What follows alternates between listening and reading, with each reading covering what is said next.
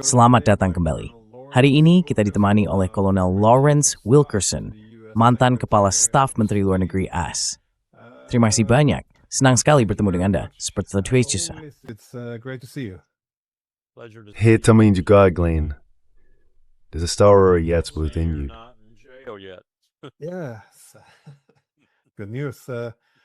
Ya, kabar baik. Nah, Trump, seperti yang kita tahu, bukan rahasia lagi. Dia menginginkan dan mengharapkan perang singkat. Namun, sekarang tampaknya dia terjebak dalam posisi serba atau tidak sama sekali. Entah dia meningkatkan eskalasi dan berusaha menyingkirkan saingan utama Amerika di Timur Tengah, yaitu Iran, atau dia berisiko dikeluarkan dari kawasan itu. Bukan dia secara pribadi, tapi militer AS. Jika semua pangkalannya hancur dan negara-negara Teluk mulai melihat kehadiran militer sebagai sumber ketidakamanan alih-alih keamanan. Jadi, menurut Anda, kemana arah Trump dari sini? Kami mendengar pembicaraan tentang marinir yang akan datang ke kawasan itu dan pasukan yang turun langsung ke lapangan. Apakah itu pilihan yang realistis dalam perencanaan perang Anda? Bagaimana Anda menilainya? In your war planning, how would you assess this? Pasukan darat sama sekali tidak realistis.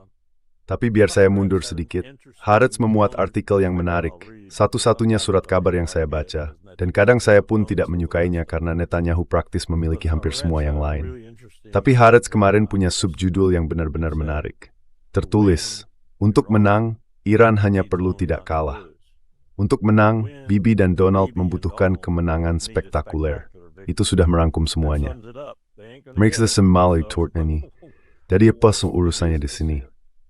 Entah kamu menggunakan marinir di Pulau Karg atau Pulau Kark, seperti banyak orang Persia menyebutnya. Pulau terlarang, pikirkan tentang Sah Ulysses dan Odyssey, Yama. Inilah safasinya. Perairan kesesanan anak dalam.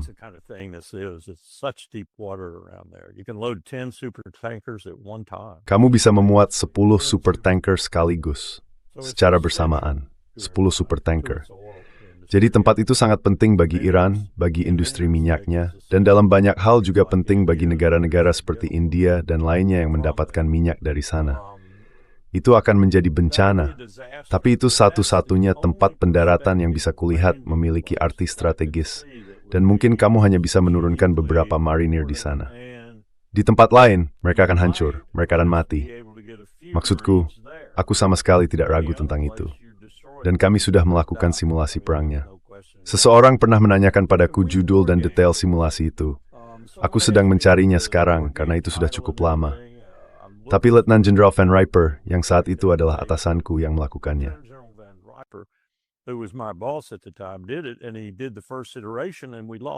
Dan dia melakukan iterasi pertama. Dan kami kalah begitu telak hingga mereka menuntut dia melakukannya lagi. Dia melakukannya lagi dan kami kalah lagi. Dan itu 20 tahun yang lalu, sebelum Iran mengembangkan apa yang telah mereka kembangkan sekarang. Apa maksud saya dengan itu? Tahukah Anda bahwa mereka menonaktifkan 5 radar bernilai jutaan dolar? 2 di antaranya bernilai $500 miliar masing-masing. Di negara lain yang membuat kita buta, dan kita tidak bisa menggantinya. Dan tahu kenapa kita tidak bisa menggantinya? Karena kita tidak bisa mendapatkan logam tanah jarang dari Tiongkok untuk melakukannya. Bahkan jika kita bisa membangunnya secepat itu.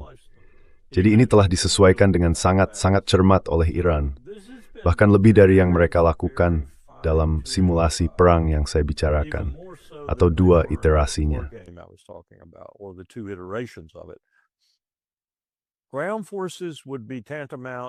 Pasukan darat akan sama saja dengan mengatakan bahwa kita sedang kalah. Dan kalah dengan gaya Afghanistan, gaya perang Irak kedua, atau bahkan lebih buruk. Dengan kata lain, biaya triliunan dolar selama konflik 10 tahun, di mana kita akhirnya harus mengembalikan wajib militer dan segala sesuatu yang menyertai mobilisasi penuh, hanya untuk menempatkan cukup banyak pasukan di Iran, agar bisa membuat perbedaan dan mempertahankannya setelahnya. Tidak akan dilakukan. Sid Fopia Claw. Regaist dan American Fujitade Small Merknizili. Sister itu. Jika Donald Trump ingin pesawat presiden dikanin aserifigana, tapi taban doli sarushdif. Bustahangor. Si you stag zong and tante, kan smore fast you start ipidin namati. Lightly because all those men and women who die. Well, no, regarding those radars. Ya, tidak. Mengenai radar-radar itu, sepertinya yang dimaksud adalah gallium, mineral langka yang mereka butuhkan.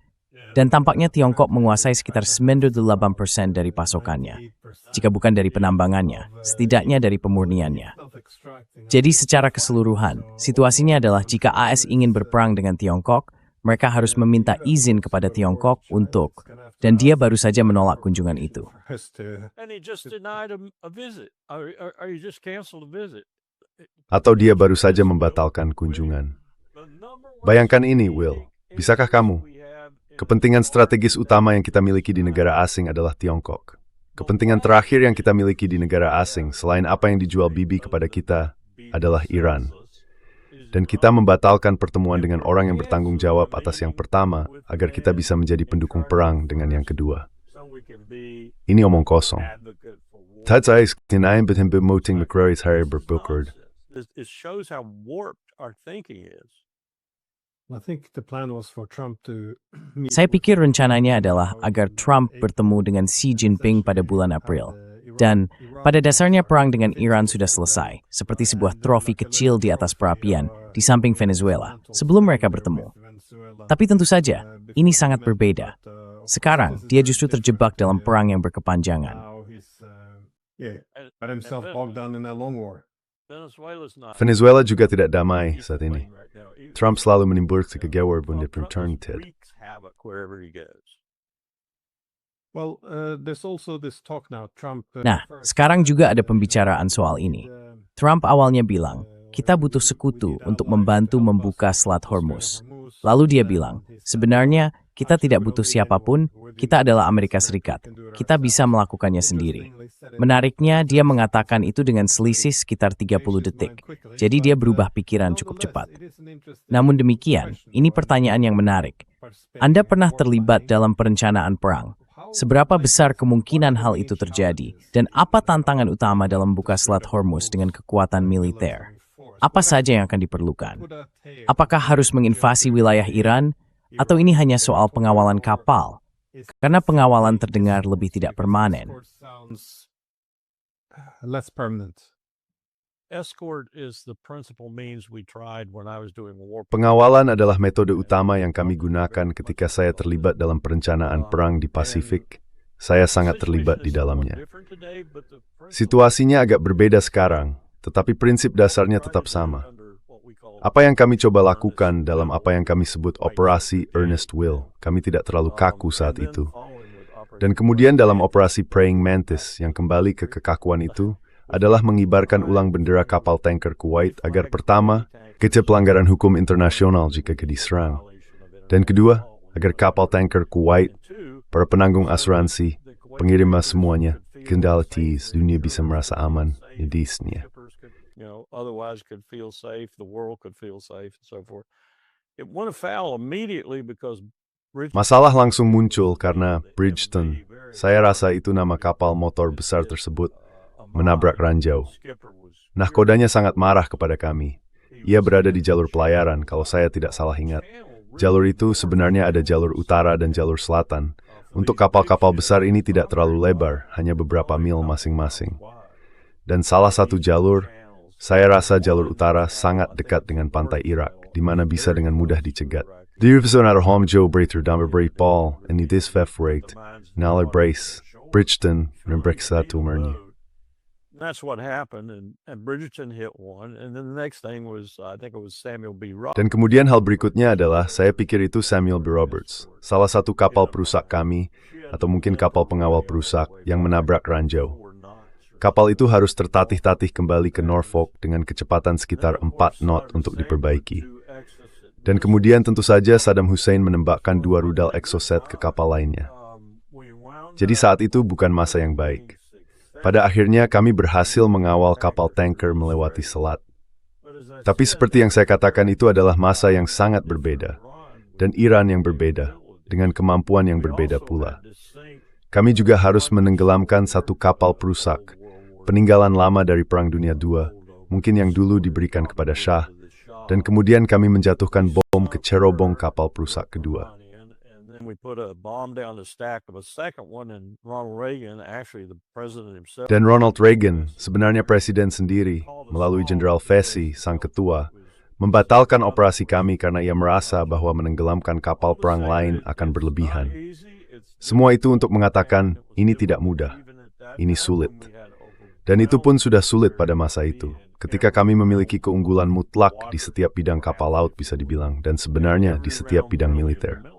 Dan Iran saat itu belum memiliki persediaan luar biasa dari rudal balistik seperti yang dimilikinya sekarang, yang katanya mereka bahkan belum memperlihatkan yang paling canggih, yang dapat bergerak 3, 4, bahkan 5 kali kecepatan Mach. Itu begitu cepat hingga tidak ada yang bisa menjatuhkannya.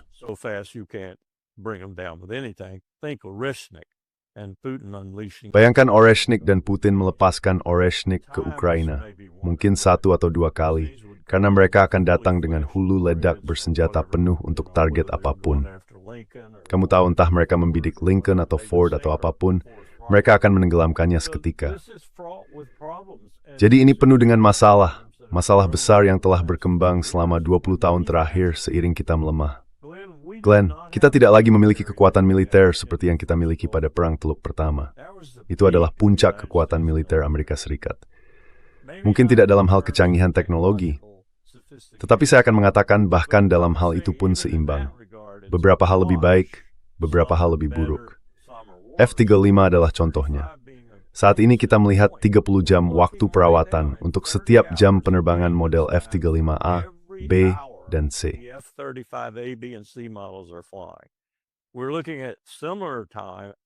Kita melihat waktu yang serupa atau bahkan lebih lama dalam banyak kasus karena Lockheed belum menyerahkan pendekatan pemeliharaan proprietary-nya untuk pesawat itu.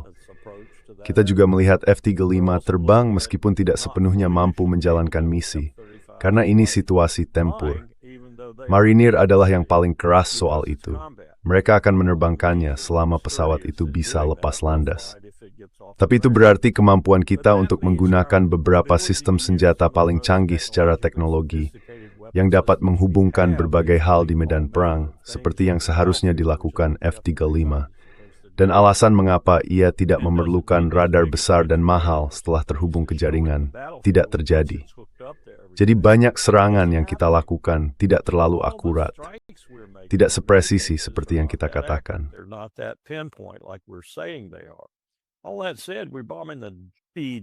Dengan semua itu dikatakan kita sedang membombardir warga sipil habis-habisan.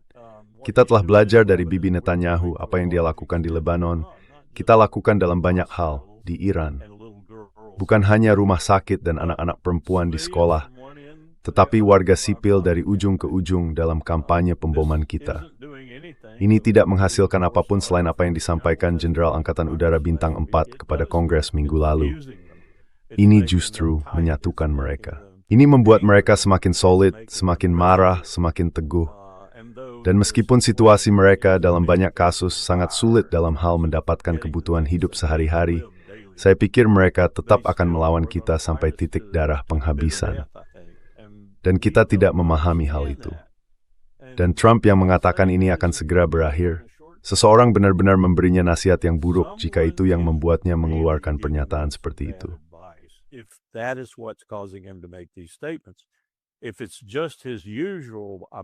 Kalau itu hanya kebiasaannya yang biasa aku asal ngomong saja, maka itu hal yang berbeda. Tapi kalau ketua kepala staf gabungan secara umum, dan komandan komando terpadu, yang menurut saya benar-benar bodoh, sedih untuk dikatakan. Tapi saya memang berpikir begitu, serta orang-orang lain di militer memberikan nasihat semacam ini, bahwa yang perlu dia lakukan hanyalah bertahan. Maka mereka seharusnya dicopot dan diadili di pengadilan militer. Ini dia kasus seperti itu.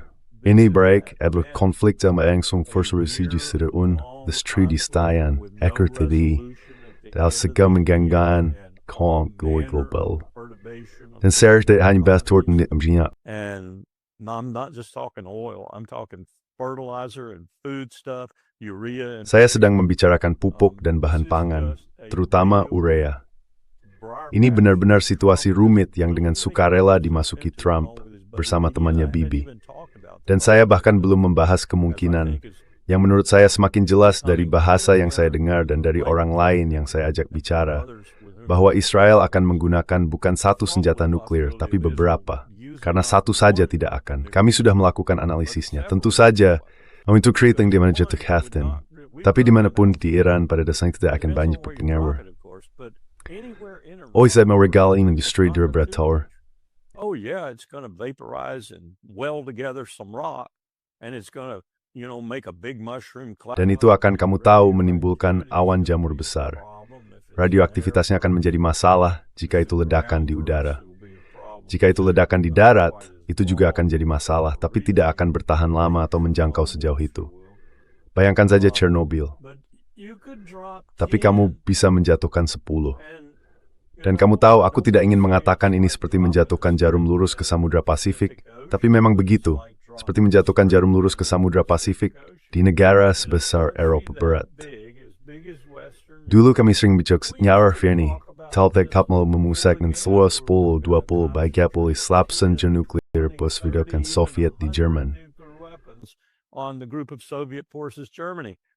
The Germans didn't like it because it did do a lot of damage to. Kau tahu, orang Jerman tidak menyukainya karena hal itu menyebabkan banyak kerusakan di Jerman. Tapi pada dasarnya, nilai ledakannya berada dalam parameter tertentu.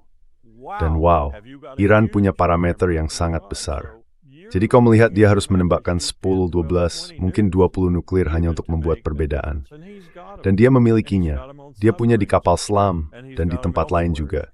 Dia punya banyak bom jatuh bebas. Aku diberitahu jumlahnya antara 200 dan 300. Jadi aku tidak ingin terdengar seperti malaikat maut di sini. Aku katakan semua ini punya berbagai potensi, konsekuensi yang tidak dipikirkan oleh siapapun di pemerintahan ini. Is thinking about. Well, when I hear Israel making statements. Nah, ketika saya mendengar Israel membuat pernyataan seperti Iran tidak akan berhenti sebelum Israel dimusnahkan, bahasa seperti itu adalah jenis retorika yang biasanya muncul sebelum opsi nuklir diambil. Jadi ya, saya agak khawatir dengan retorika semacam itu. Tapi dalam hal Israel beralih ke senjata nuklir, kamu tahu opsi Samson. Apa yang akan menjadi pembatas bagi Israel ya? Apa yang akan terjadi di Amerika Serikat jika Israel mulai terlibat dalam perang nuklir? If Israel would start, engaging in nuclear war. First of all, in 73, Pertama-tama, pada tahun 73, satu-satunya contoh yang benar-benar jelas yang saya miliki, dan saya mengetahuinya dari pengalaman saya sendiri, serta dari reporter BBC yang pergi untuk berbicara dengan Golda Meir. Sebenarnya, dia tidak mendapatkan janji temu dengannya. Biasanya, dia mendapatkannya. Golda menyukainya. Dia membawanya 2 lusin mawar merah, benar-benar berusaha memikat, dan Golda menyukainya. Namun, dia menulis tuadanya terlalu sibuk untuk memberinya wawancara langsung di bawah. Meskipun, dia bersedia menerima wawancara melalui telepon. Dan orang kemenon, Bu, apa hal kamu mengalami tubuh Claire? Dia menjawab nomor Google lalu verber to bet besar mistake. Yeah. I knew that over the telephone, but yes. Now you can say she said that for public consumption. Sekarang, bisa saja dikatakan bahwa dia mengucapkannya untuk konsumsi publik, karena dia tahu Soviet dan kita sedang mendengarkan. Dan dia tahu bahwa Soviet dan kita akan berurusan dengan Mesir jika perlu, bila situasinya menjadi kritis, sehingga dia tidak perlu menjatuhkan bom. Saya rasa itu penilaian yang cukup adil tentang alasan dia mengatakannya. Namun, pernyataan itu muncul di sebuah surat kabar London keesokan harinya, dikutip sebagai ucapannya. Sekarang, tidak ada yang memperhatikannya lagi. Mungkin tidak ada yang tahu apapun tentang hal itu kecuali profesor-profesor esoterik seperti kita. Jadi apakah hal seperti itu akan terjadi hari ini, tanpa Rusia dan AS, tanpa ketegangan di antara keduanya, dan karenanya tanpa kehati-hatian serta kebijaksanaan yang dibawa oleh ketegangan itu?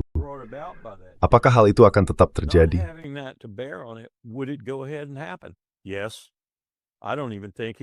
Ya, aku bahkan tidak berpikir dia akan memberitahu Trump. Aku pikir dia akan langsung melakukannya. Dia punya rantai komando dan orang-orang kat di militer yang akan menjaga rahasia itu sampai awan jamur mulai membumbung. Jadi, ini tidak seperti tahun 73. Tidak seperti dulu, ketika dua kekuatan besar itu masih punya kepentingan untuk menjaga jin nuklir tetap di dalam botol dan menekan keras baik dari Moskow maupun Washington terhadap pada waktu itu Tel Aviv. Hal itu tidak ada lagi. Bibi sendirian sekarang dan pers. Bibi's on his own, and he knows it. You said the war could last up to a year. Kau bilang perang itu bisa berlangsung hingga setahun, dan aku setuju denganmu. Aku pikir pembicaraan Trump tentang perang yang akan segera berakhir. Sejujurnya, aku hanya mengira dia sedang berusaha menurunkan harga minyak. Tapi kecuali terjadi perang nuklir, perang itu jelas bisa berlarut hingga setahun penuh. Tapi apakah AS punya cukup persediaan? Apa yang kita tahu tentang persenjataannya? Lagi-lagi, Trump pernah menyatakan bahwa AS memiliki amunisi tanpa batas. Tapi kita tahu itu tidak sepenuhnya benar. Jadi, menurutmu, berapa lama Amerika Serikat bisa terus seperti ini?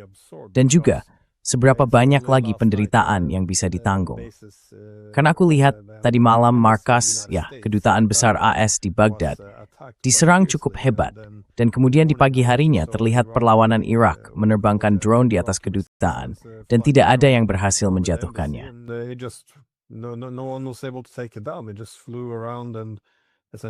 Itu hanya terbang berkeliling, dan pada dasarnya memantau area tersebut. Tampaknya, jika pangkalan-pangkalan militer dilemahkan secara ekstrem dan AS kehabisan senjata, ekonomi global akan terjun bebas. Ini tidak seperti perang tanpa akhir, yang biasanya terbatas dan terisolasi dari bagian dunia lainnya. Yang satu ini akan menarik kekuatan-kekuatan besar dan menjatuhkan ekonomi dunia. Pangkalan-pangkalan AS di wilayah tersebut akan melemahkan sistem aliansi regional. En as ini berlangsung stextwoord, ini vote idritouds yang stabil en negara di negara seperti Irak. Dampak the Kankarawi small.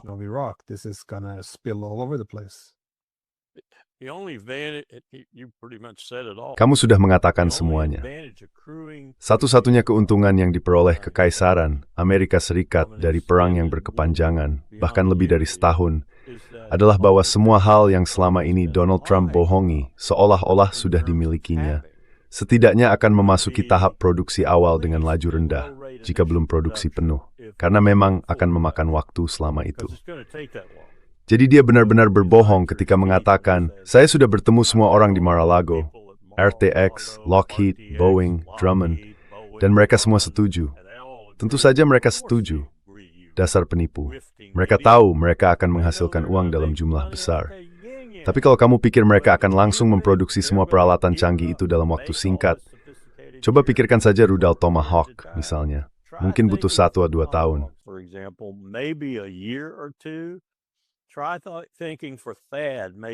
Coba pikirkan tentang Taat, mungkin bahkan lebih lama dari itu. Untuk banyak sistem seperti ini dibutuhkan setidaknya 1 tahun, mungkin 2, mungkin 3 sebelum bisa beroperasi dengan produksi penuh.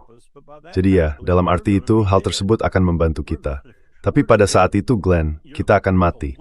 Secara politik, Trump akan dicopot dari jabatannya. Saya akan berjanji kepada rakyat Amerika, kepada orang Eropa yang sedang kamu promosikan dan yang sedang saya ajak bicara. Trump akan selesai, dimakzulkan, disingkirkan, apapun istilahnya, karena perang ini tidak didukung oleh rakyat Amerika. Kamu ingin membuat mereka benar-benar bersemangat tentang hal ini? Mulailah wajib militer. Mulailah konskripsi. Kamu harus melakukannya, kamu harus melakukan mobilisasi penuh.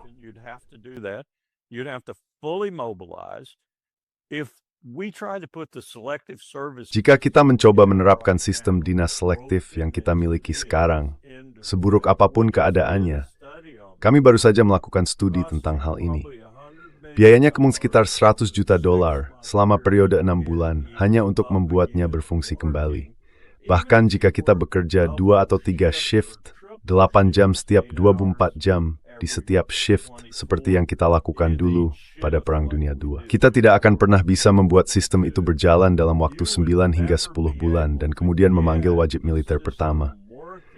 Dalam 9 hingga 10 bulan itu, setengah dari mereka yang berusia 18 hingga 24 tahun akan menghilang, dan saya sama sekali tidak akan menyalahkan mereka.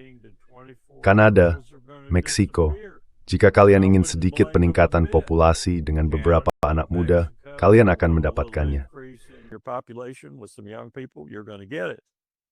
This is just nonsense, Glenn. There's no Ini way benar-benar omong kosong, Glenn. gear up. Tidak mungkin negara ini bisa bersiap dalam waktu yang cukup untuk memungkinkan Trump bertahan dari pemakzulan dengan sukses dan kemudian siap untuk berperang yang pada saat itu mungkin juga akan melibatkan negara-negara lain. Aku benar-benar memikirkan Turki, Baghdad misalnya, mungkin bahkan kerajaan kecil yang penakut bernama Yordania, mungkin juga Mesir, mungkin yang lain di wilayah itu begitu mereka melihat apa yang sebenarnya Netanyahu berniat lakukan dan akan lakukan terhadap Lebanon. Ini penuh dengan potensi untuk sesuatu yang jauh lebih besar daripada kita yang terlibat di dalamnya. Bisa jadi seluruh dunia sebelum semuanya berakhir. It could be the entire world before we're through. And that's not a good prospect. Dan itu bukan prospek yang baik, meskipun hal itu sangat, dan saya akan mengenakan topi sejarawan saya di sini, sangat dapat diprediksi, mengingat pergeseran kekuasaan yang tak terelakkan yang sedang terjadi di dunia. Kekaisaran sedang berdebat dan melemparkan setiap elemen yang bisa dimasukkannya ke dalam campuran, betapapun tidak koheren, tidak ahli, dan bodohnya, karena kita memiliki kepemimpinan yang sangat buruk saat ini. Semua itu bisa memicu konflik global. Mudah untuk membayangkan hal itu terjadi. Lihat saja Zelensky sekarang berbicara tentang pergi membantu dalam pertempuran melawan Iran. Dan itu bukan pernyataan yang sepele jika kita mempertimbangkan kapasitas produksi yang telah ia bangun untuk drone, keterampilan yang ia miliki dalam membuatnya, dan bakat orang-orang di sekitarnya dalam menggunakan drone tersebut dalam bentuk perang asimetris yang baru ini.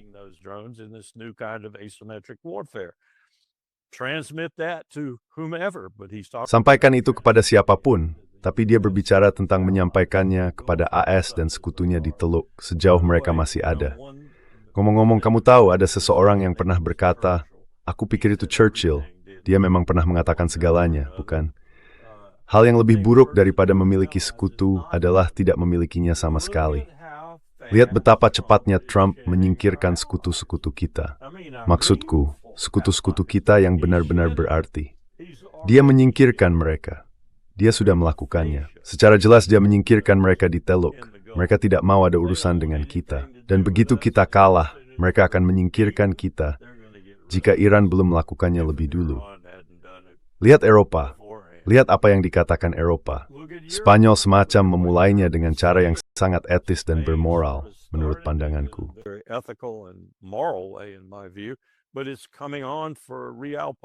Tapi sekarang ini terjadi alasan realpolitik dan juga alasan balas budi terhadap Trump.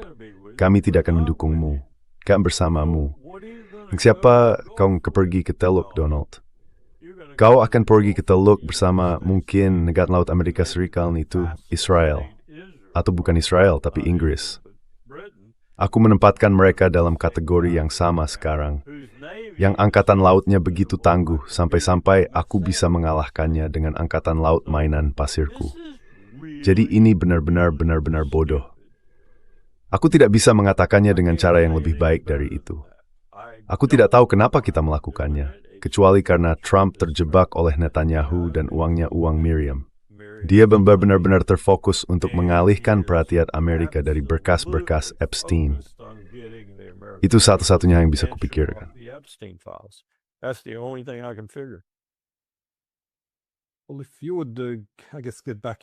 Baik, jika Anda, saya kira, kembali terlibat, tidak harus dalam perencanaan perang, tetapi dalam diplomasi, apa saja kemungkinan bagi Amerika Serikat?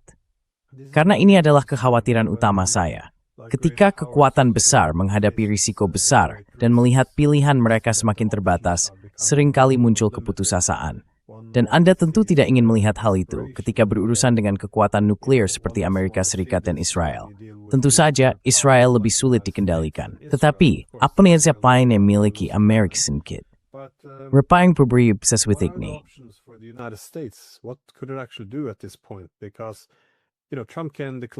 Karena kamu tahu, Trump bisa saja menyatakan kemenangan dan pulang. Tapi orang-orang Iran, mereka sedang membicarakan penyelesaian politik permanen. Itu berarti menarik pasukan dari wilayah tersebut. Mereka menginginkan reparasi yang bisa dicapai dengan mengenakan pajak pada negara-negara yang menggunakan Selat Hormuz, atau bahkan dengan menuntut agar negara-negara menjual minyak mereka dalam yuan Tiongkok jika ingin melewati jalur itu. Maksud saya, ada banyak hal yang to a family thing, it went punca fath. Jadi, apa yang bisa di-rate AS sekarang? What is it that the US can do now? The impediment to all the things you just said. Hambatan terhadap semua hal yang baru saja kamu katakan, dan tentu saja itu bukan satu-satunya hambatan, adalah bahwa Iran juga merupakan hambatan utama. Arakci sudah sangat jelas soal itu. Bagaimana kami bisa mempercayaimu lagi? Bahkan salah satu orang Iran, aku tidak ingat apakah itu Larijani atau siapa, katanya dibunuh olehnya. Nah, ini taktik favorit Bibi.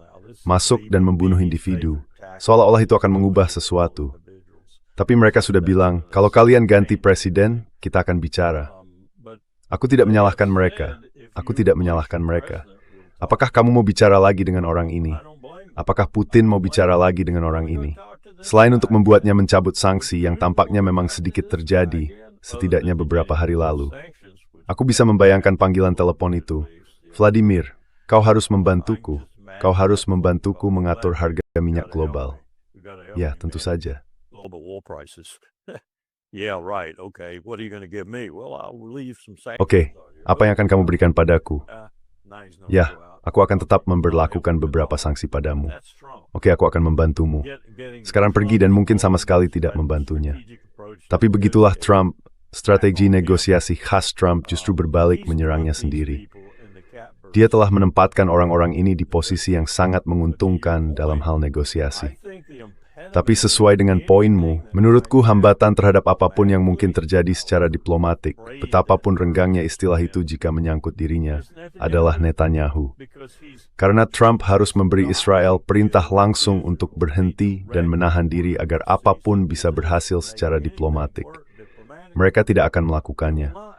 Netanyahu akan bertahan sampai akhir, bahkan jika itu berarti kehancuran dirinya dan negaranya, sebelum dia menyerah. Itulah kenyataannya menurutku.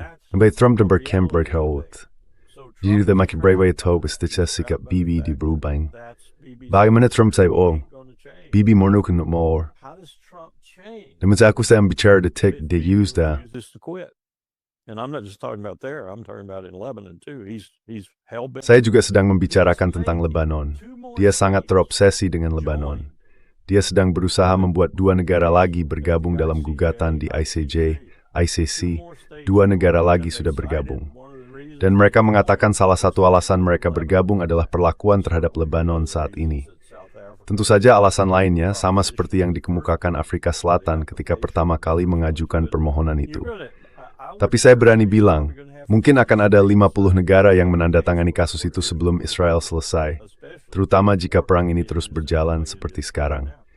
Jika Israel masih menjadi negara pada saat itu. Jadi itulah hambatannya. Bibi adalah penghalang untuk melakukan negosiasi yang bermakna. Bukan berarti Iran akan mempercayai Trump, tapi mungkin ada sesuatu yang bisa dilakukan, terutama dengan memanfaatkan jasa baik Oman, yang selalu sangat membantu, tapi tidak dengan Bibi. Dos sembayug tasis. Not with Bibi. Bibi will not negotiate. Again, I keep going back to how Sekali lagi, saya terus memikirkan bagaimana hal ini bisa dilakukan.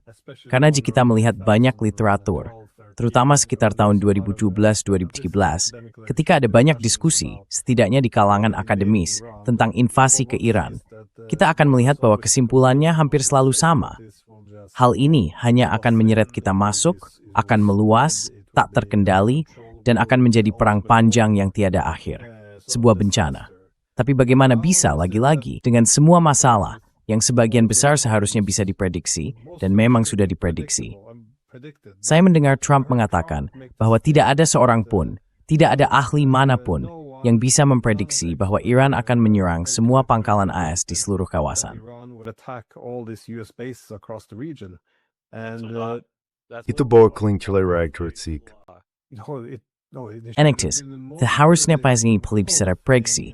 Exeku, UM na markin to pool. I don't know that General Kane walked in. You know, Saya tidak tahu bahwa Jenderal Kain masuk.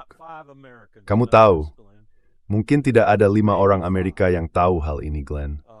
Mungkin hanya 5 orang yang tahu. Saya hanya tahu karena saya ada di sana ketika undang-undang itu dibuat dan ketika Powell melaksanakannya. Ketua Kepala Staf Gabungan sekarang setara dengan Menteri Pertahanan dalam hal memberi nasihat kepada Dewan Keamanan Nasional atasannya sendiri, Menteri Pertahanan, dan yang penting, Presiden. Powell melakukan ini 2 kali ketika menerapkan prosedur baru ini. 2 kali dia memiliki kepala staf yang tidak sependapat di antara kepala staf gabungan. Dia langsung pergi ke Presiden, menyampaikan perbedaan pendapat itu, dan Presiden dalam kedua kasus memutuskan mendukung ketua. Jadi dia harus kembali dan memberitahu kepala staf dan Menteri Pertahanan yang 1 kali berpihak pada kepala staf. Kalian kalah.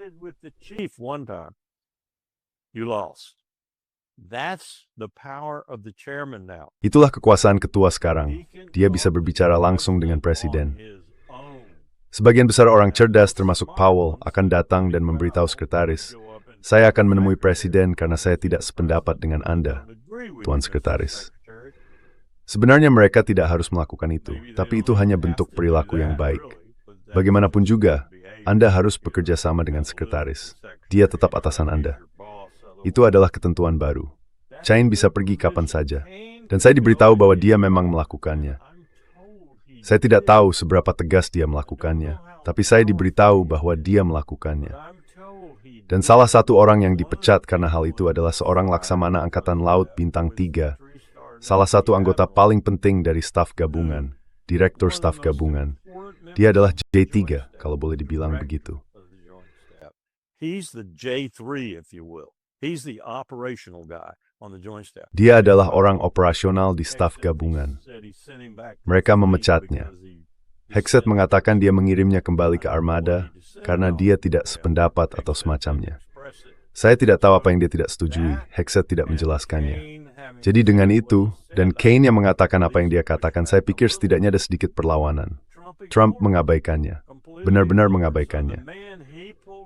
Jadi orang yang dia tarik dari ketidakjelasan dan masa pensiun, dipromosikan dari bintang 3 menjadi bintang 4, dan ditempatkan di kursi ketua yang seharusnya sangat setia kepada Trump, menunjukkan sedikit ketidaksetujuan, dan Trump sama sekali tidak memperhatikannya. Tidak memperhatikan sama sekali. Itu menunjukkan bahwa tidak ada perbedaan pendapat dari militer, bagaimanapun cara penyampaiannya, yang mungkin akan diterima oleh Trump. How it was couched would probably be accepted by Trump. He's got plenty of people to tell him otherwise. Dia punya banyak orang yang bisa memberitahunya sebaliknya, termasuk Laura Loomer dan lainnya yang benar-benar paham operasi militer, seperti kepala stafnya yang baru saja. Aku akan terdengar seperti orang bodoh berat saat mengatakan ini, tapi dia baru saja terkena kanker payudara pada saat yang paling menguntungkan untuk menarik simpati ke Gedung Putih. Aku ingin sekali melihat röntgennya. Aku ingin tahu, kau tidak bisa. Bagaimana aku bisa mengatakan hal seperti itu? Karena orang-orang ini pembohong, karena mereka penipu, karena mereka membuat Bibi Netanyahu terlihat layak dihormati jika dibandingkan dengan propaganda dan kebohongan yang keluar dari mulut mereka. Mereka akan melakukan apa saja untuk mempertahankan kekuasaan, apa saja untuk menipu demi lebih banyak uang. Apakah kau melihat laporan tentang berapa banyak uang yang mungkin sudah didapat keluarga mereka sejauh ini?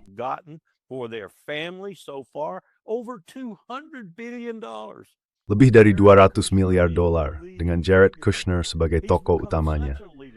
Dia telah menjadi sosok yang begitu menonjol, hingga saya diberitahu bahwa Trump sebenarnya telah menegurnya karena membuat apa yang dia lakukan terlalu terlihat. Padahal dia seharusnya menjadi utusan khusus untuk Presiden Trump. Mereka sedang mengumpulkan kekayaan besar untuk diri mereka sendiri, dan kita hanya bisa menyaksikannya. Tapi, kamu tidak bisa menjangkau Trump. Aku rasa kamu tidak bisa memberinya nasihat yang tepat. Aku menyalahkan militer karena tidak lebih berani menghadapi dia, tidak lebih sering dan tidak lebih tegas. Tapi kamu tahu, lihat saja orang yang baru saja mengundurkan diri dari Pusat Kontraterorisme Nasional. Aku pikir dia adalah direkturnya, entahlah. Lihat reputasi orang itu, dia bajingan, pendukung MAGA sejati.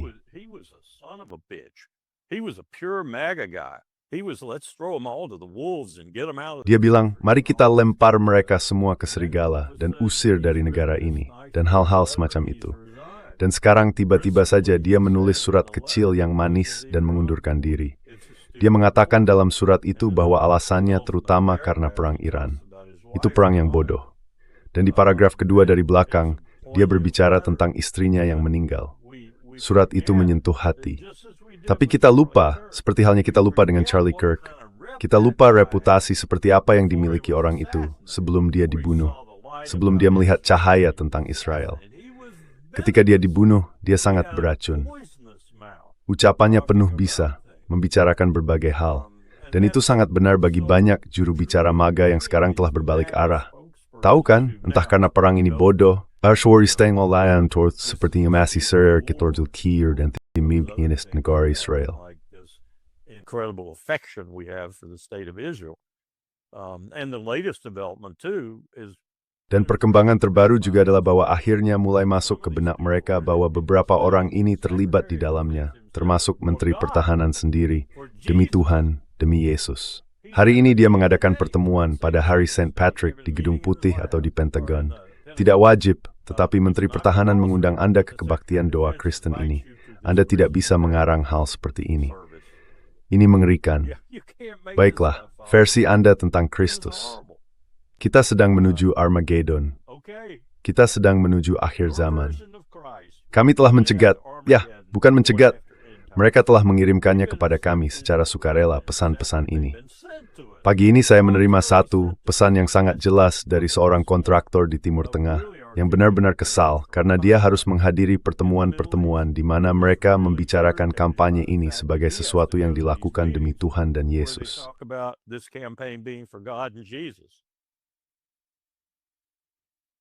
Normally think den tycker båtänekeper du bruthrang, war und the the same theocracy. Den Danek Smallwood Strain Brown. Tigo ay tikan tingar magirdid.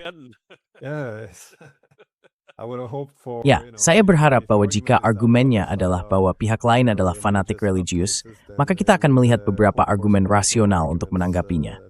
Tapi, tidak. Saya tidak tahu. Orang-orang Iran, argumen mereka, pembelaan mereka, perilaku mereka, semuanya tampak rasional. Saya belum melihat tindakan irasional yang terus-menerus dikatakan kepada kita, bahwa mereka adalah para mullah irasional yang hanya ingin menghancurkan dunia.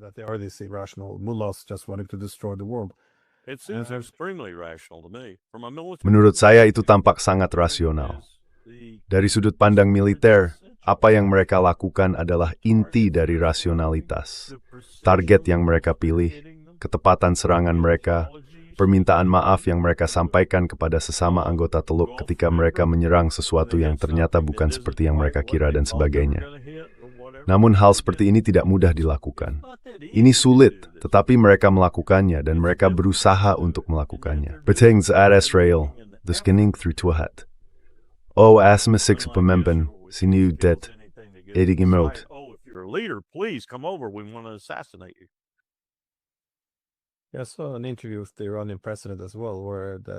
Saya melihat sebuah wawancara dengan Presiden Iran juga, wawancara oleh media Amerika, di mana pembawa beritanya bertanya, "Mengapa Anda menyerang pangkalan kami?" Dan dia duduk di sana agak bingung, seperti, "Apa maksud Anda? Kalian yang menyerang kami. Kami harus membela diri." Mereka seolah ingin dia meminta maaf atau semacamnya atas entahlah sangat aneh untuk disaksikan. Dan kamu mulai bertanya-tanya, di mana refleksi diri di sini? Di mana rasionalitasnya? Sama seperti sekarang, laporan-laporan yang mengatakan bahwa mungkin Rusia, ya saya berasumsi begitu, mungkin membagikan intelijen kepada Iran untuk sasaran Amerika. Seolah-olah bagaimana bisa mereka berani? Maksud saya, setelah 4 tahun berkontribusi pada pembunuhan puluhan ribu orang Rusia, memberikan senjata, intelijen, logistik, amunisi, perencanaan perang semuanya, dan sekarang kita mendengar rumor bahwa mereka berbagi intelijen, dan hal lemid fourth tall. It's in sur aneh newani.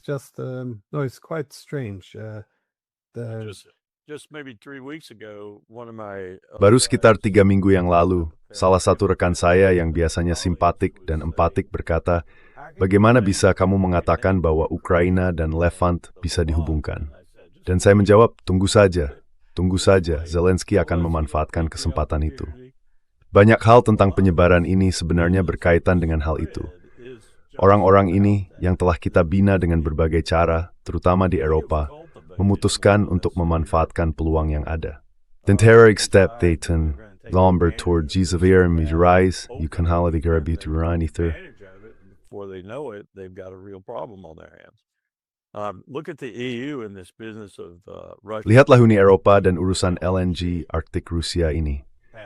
Mereka mengesahkan aturan, undang-undang, atau apapun itu sekitar tahun 22 yang akan mulai berlaku setelah 5 tahun. Mereka tidak akan membeli lagi LNG Arktik yang sangat unggul ini yang sebelumnya mereka angkut dengan kapal mereka sendiri. Jadi mereka bisa mengirimkannya ke Bremerhaven atau Le Havre atau kemanapun dengan kapal milik mereka sendiri. Ini benar-benar kesepakatan yang menguntungkan. Putin mendapat uang tunai di muka, dan mereka mendapatkan semuanya di kapal mereka serta LNG yang mereka butuhkan. Apakah kamu benar-benar berpikir pada Januari 2007 mereka akan berhenti melakukannya? Tapi itulah yang tertulis dalam undang-undang, mereka harus berhenti melakukannya. Mereka baru saja membeli muatan terbesar yang pernah mereka beli. Mereka membeli setiap kaki kubik LNG Arktik untuk Eropa. Of Arctic LNG for Europe. Don't blame them. I mean, Jangan salahkan mereka. Maksud saya, ekonomi mereka akan hancur jika mereka tidak memiliki energi ini. Jadi, inilah jenis hal rumit yang mereka lakukan satu sama lain, dan mereka sebenarnya tidak benar-benar memahami bagaimana semua hal ini saling terhubung. Dan mereka akan benar-benar memahami dengan sangat jelas bagaimana semuanya saling terhubung ketika West Texas Intermediate dan Brent crude naik hingga sekitar $200. Saya pernah melihat hal itu. Saya pernah melihat situasi serupa ketika terjadi embargo minyak Arab, dan saya bahkan tidak bisa mengemudi ke Washington dari Fort Monroe, Virginia. Antrean di pom bensin terlalu panjang, dan jika Anda berada di bagian belakang antrean, Anda tahu bahwa pada saat Anda sampai di pompa, bensinnya sudah habis. Kita sedang melihat kemungkinan hal itu terjadi lagi. we're looking at prospects for that again. Well, this is our last question. Baik, ini pertanyaan terakhir. Bagaimana menurut Anda perang ini akan berkembang dari sini? Saya tahu ada terlalu banyak variabel yang tidak diketahui, terlalu banyak hal yang bisa terjadi atau salah. Tapi apa yang realistis untuk dicapai oleh Iran dan juga oleh pihak Amerika serta Israel di medan itu? Maksud saya, tidak ada jalan untuk kembali, setidaknya tidak seperti keadaan sebelum perang. Jadi menurut Anda, kemana arah semua ini? Apakah berlangsung sebulan atau setahun? There is it. How will this end? I could see not very Saya bisa membayangkan, meskipun tidak terlalu jelas dan tidak terlalu realistis, dan saya tidak mengharapkannya. Tapi saya bisa membayangkan Trump tiba-tiba mendapat pencerahan, seperti yang pernah terjadi misalnya terkait dengan Ukraina, setidaknya tampaknya selama masa kampanye. Maksud saya mendengarkannya secara konsisten, dan dia terus mengatakan bahwa dia akan menghentikan perang itu dan melakukannya segera. Saya pikir dia kemarin berkomitmen dengan tulus untukku. Dia berponting kenanan. Tapi jika mengalami momen seperti itu dengan terkretai, kita sudah menang, saya pergi, selesai, lalu berbalik kepada Bibi dan berkati, sekarang. and turned to Bibi and said, "Over to you." Bibi would have to quit, or he would have to Bibi harus mundur, pull Monty. atau dia harus benar-benar habis-habisan. Monty, he'd be alone. Dan jika dia benar-benar habis-habisan, dia akan sendirian, benar-benar dan sepenuhnya sendirian. Saya rasa bahkan terpisah dari Presiden Amerika pada saat itu. Jadi mungkin itu akan buruk bagi Iran pada saat itu, tetapi akan baik bagi mereka dan baik bagi kawasan menurut saya dalam jangka panjang selama kita bisa mengendalikan akibatnya. Jadi jika Trump tiba-tiba memutuskan, saya tidak punya masa depan sebagai penipu, sebagai presiden, atau sebagai apapun, kecuali saya keluar dari kekacauan yang saya buat sendiri. Dan kecenderungannya di situ ada bagi sedesat segen, lalu berpergi. Itu bisa saja terjadi. That could happen. Yeah. Ya, sarainting to streng mintingin. Let him and Yeah, I don't. Ya, think aku they terwakis. keep it up. Mereka akan terus They melakukannya. keep Sungguh up tidak. pounding Israel, Mungkin mereka yang terus menyinggung Israel, but it mungkin don't saja. mean they Tapi saya berpikir mereka akan memorfing dari Brees Lobong Chang. part of it. no. Dad. Dad, ni sulik through is same thing. Tapi tentu saja, saya tidak pikir nomor radio Blythe Ortiz itu stank mami. Very devastating. Setiap bulan semangsising keluar. Yeah, because I keep making the point. Iran is Karena saya terus menekankan hal ini, Iran tidak mampu menanggung jika AS dan Israel kembali lagi dalam beberapa bulan. Tapi saya pikir setelah ini, jika terus berlangsung selama beberapa minggu atau 2-3 bulan, saya rasa ini akan menjadi. Saya tidak berpikir ada yang akan kembali membantu mereka di masa depan. Ini sudah cukup. Kecuali ada senjata ajaib yang diciptakan untuk membuka Selat Hormuz. Kalau tidak, saya pikir efek jerah tidak memerlukan kemenangan. Ini sebenarnya miswin Zivri Power Reports, and Shirith tetap tiga. So then, It's interesting what you just said keyed me to this. Menarik apa yang baru saja kamu katakan. Itu membuat ingat pada hal ini. Aku belum pernah memikirkannya, kecuali secara tidak sengaja atau dari sudut pandang lain. Semua peta sudah kuhamparkan di lantai ruang tamu, sejumlah besar peta, terutama dari wilayah itu. Dulu aku sering masuk ke seminar dan berkata kepada para mahasiswa ketika mereka mempresentasikan studi kasus kami, dan mereka akhirnya paham setelah 2 atau 3 seminar. Jangan pernah datang ke sini untuk memaparkan studi kasus kepadaku, atau kepada peserta seminar lainnya, tanpa membawa peta atau beberapa peta, karena kamu tidak bisa melakukannya tanpa peta. Geografi itu penting. Intinya, apa yang baru saja kamu sebutkan mengingatkanku bahwa ada beberapa hal yang hampir tidak bisa diubah, seperti geografi selat, titik-titik sempit, resistant battery, choke points and terrain in general. You can't hardly do away with them as long as we're Kita sebenarnya tidak bisa menyingkirkan mereka selama kita masih menjalankan bisnis seperti sekarang di dunia, yang merupakan komponen besar dari konflik ini, Glenn. Kita tidak menginginkan jalur itu. Itu adalah jalur selatan inisiatif Sabuk dan Jalan Tiongkok, dan jalur itu sepenuhnya melalui darat, bukan lewat laut sama sekali. Jalur itu tidak memerlukan air. Kita tidak menginginkan itu. Dan kita juga tidak menginginkan jalur lain yang melintasi jantung Rusia dan Asia Tengah. Karena itu membuat kita keluar dari wilayah kekuasaan kita. Kita adalah bangsa maritim. Kita kehilangan wilayah kita jika sebagian besar perdagangan dunia berlangsung di darat. Selain itu, jalur darat juga lebih murah. Jadi, realitas geografis ini kini kembali menghantui kita.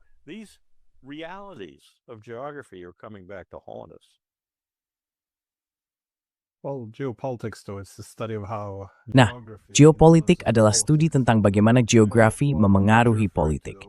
Apa yang kamu maksud adalah ketakutan yang muncul pada awal abad ke-20 oleh Halford Mackinder, seorang ahli geografi Inggris, ketika mereka mengamati Rusia membangun jalur kereta api antar benua.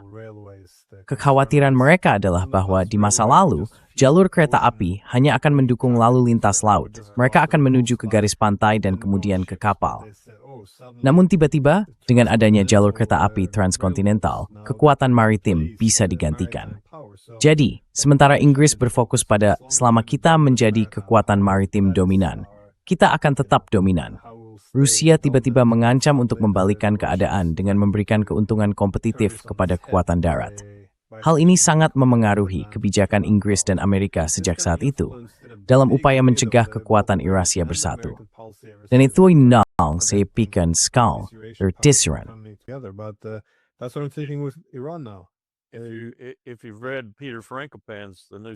Jika kamu pernah membaca buku The New Silk Roads, A New History of the World, karya Peter Frankopan, kamu akan memahami bagaimana kekaisaran-kekaisaran sebenarnya bisa terhenti di tengah jalan, secara virtual, karena kekuatan ekonomi yang muncul di kekaisaran saingan atau pesaing, akibat perubahan jalur perdagangan dari laut menjadi darat.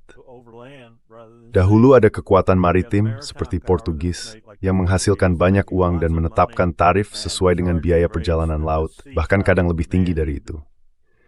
Lalu tiba-tiba muncul kekaisaran daratan, bisa dibilang begitu. Dan bangsa Persia memainkan peran besar dalam hal ini, mungkin menciptakan kekaisaran paling kuat yang pernah ada di dunia. Bukan Romawi, Timur maupun Barat, melainkan Persia. Mereka menggunakan jalur darat dan membuat para pelaut kehilangan mata pencaharian. Itulah yang sedang dilakukan Tiongkok sekarang. Pola yang sama, hanya saja dibalik. That's the Greater Eurasian Partnership. Itulah kemitraan Eurasia Raya yang dibayangkan, menghubungkan kekuatan darat Eurasia melalui jalur darat. Itulah inisiatif Sabuk dan Jalan Tiongkok. Ada juga koridor transportasi internasional utara-selatan yang melibatkan Rusia, Iran, dan India. Tentu saja, Rusia ingin menjadi jembatan timur-barat sekaligus jembatan utara-selatan. Ini juga difasilitasi oleh BRICS. Ini adalah geopolitik yang pada dasarnya sedang dibayangkan ulang. Mimpi buruk terbesar Halford Mackinder, best dist. Eots it mating in me, Sanner Hesnist. However, I would be optimistic. There's another dimension to it too. I think they don't. Ada dimensi lain juga di dalamnya. Saya pikir mereka, para penguasa, para Rothschild dunia saat ini, tidak ingin hal ini terbatas hanya pada belahan barat, khususnya Eropa. Mereka bisa saja tanpa 340 juta orang di AS. Mereka ingin memiliki Brasil dan Kanada, tapi mereka bisa saja tanpa keduanya. Dan ini mengganggu saya, benar-benar mengganggu saya. Kita tidak menyadari hal ini. Mereka bisa menciptakan bukan kemandirian penuh, tapi mereka bisa menciptakan sebuah ekonomi yang berarti tanpa kita. Ya, mereka bisa, karena di sanalah sebagian besar dunia berada. Di sanalah 70% populasi dunia berada. Tambahkan Eropa, jumlahnya menjadi sekitar 75% dari dunia. Tambahkan Brasil dan Kanada, dan angkanya naik menjadi 76% atau 77%. Dan sisanya biarlah, kita sudah mendapatkan apa yang kita inginkan. Mereka tidak ingin melakukan itu. We've got what we want. They don't want to do that. They being principally, I think, the Chinese. Mereka menurut saya terutama adalah para arsitek Tiongkok. Tapi mereka pada akhirnya tidak memimpin kita. Meskipun saat ini mereka memang melakukannya. Dan itulah mengapa Xi Jinping sangat berhati-hati dengan apa yang dia lakukan.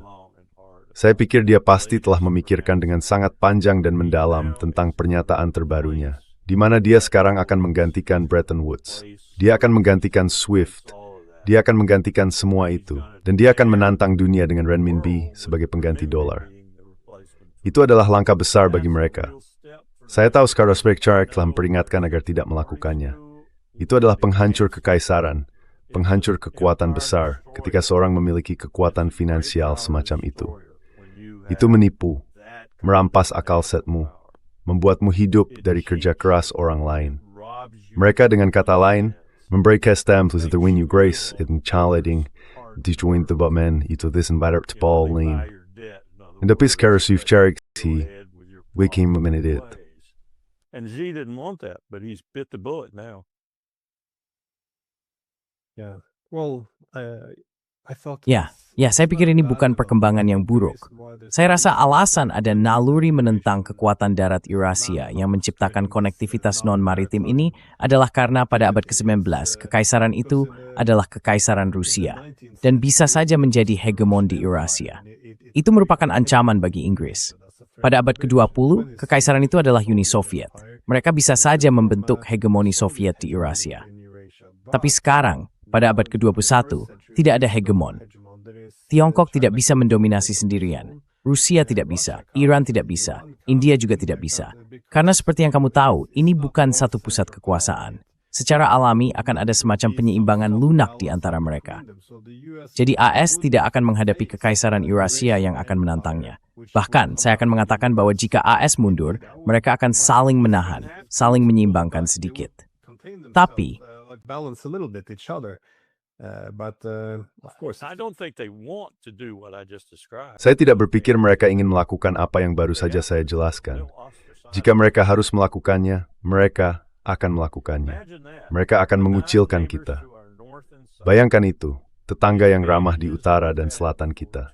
Keuntungan yang telah kita miliki selama 200 tahun lebih, baik sebagai negara yang baru lahir, koloni Inggris, lalu sebagai entitas nasional, semua keuntungan itu lenyap dalam sekejap, karena first semua orang di sekitar kita bersikap antagonis terhadap keberadaan kita, secara ekonomi dan secara filosofis menentang keberadaan kita sendiri. Antagonistic to our very existence. yes. On that note, Trump could. Inslackny, Trump beriudang tetap sebuah stoker toko perdamaian.